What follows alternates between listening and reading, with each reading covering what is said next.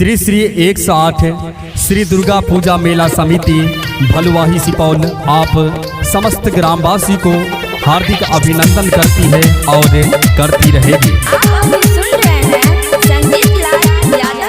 गेहुआ नदी में जल भर ले भैया अपन मिथिला धाम। ये सखी सुनै छी, गेहुआ नदी में जल भर ले भैया अपन मिथिला धाम।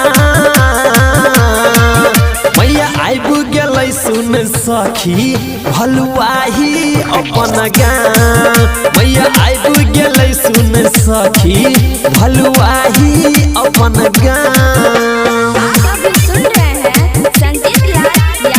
श्री श्री 108 श्री दुर्गा पूजा मेला समिति भलुवाही सुपौल आप समस्त ग्रामवासी को हार्दिक अभिनंदन करती है। चारू ओर छै सोहर गे मैया एलखिन भोर गे, सोचल सपना पूरा कर देतौ भ जेतौ ई जोर गे, भ जेतौ ई जोर गे।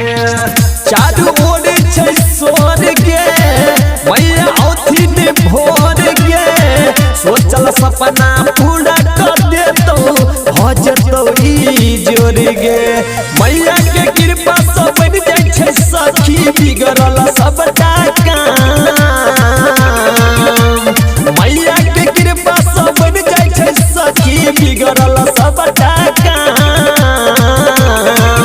मैया आबि गेलै सुन सखी भलुवाही अपन गाँव। मैया आबि गेलै सुन सखी भलुवाही अपन गाँव।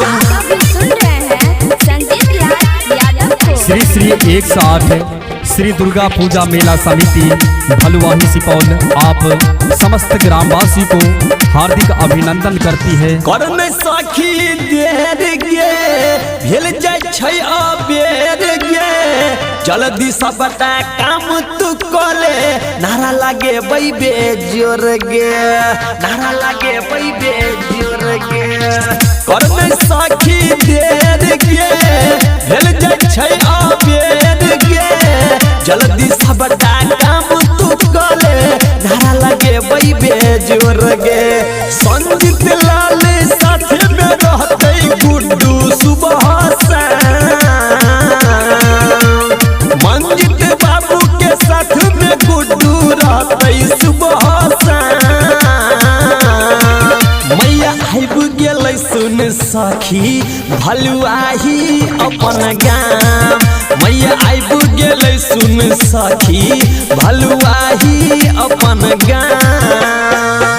श्री श्री 108 श्री दुर्गा पूजा मेला समिति भलुवाही सुपौल आप समस्त ग्रामवासी को हार्दिक अभिनंदन करती है और करती रहेगी।